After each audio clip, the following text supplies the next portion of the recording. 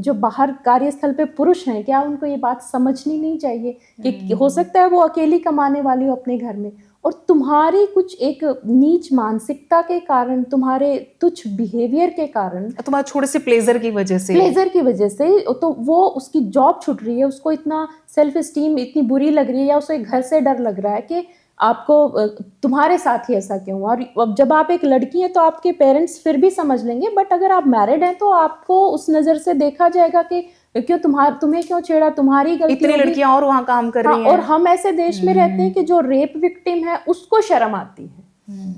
हम उस देश में रह रहे हैं जहाँ पे रेप विक्टिम को शर्मिंदा होना पड़ता है।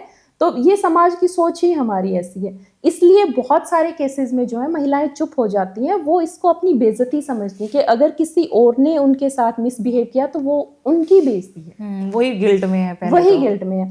तो जब भी कोई केस पोस्ट का आता तो सबसे पहले मैं उस ग्रीव को बहुत अप्रिशिएट करती हूँ, सैल्यूट करती हूँ कि तुमने ये कदम उठाया।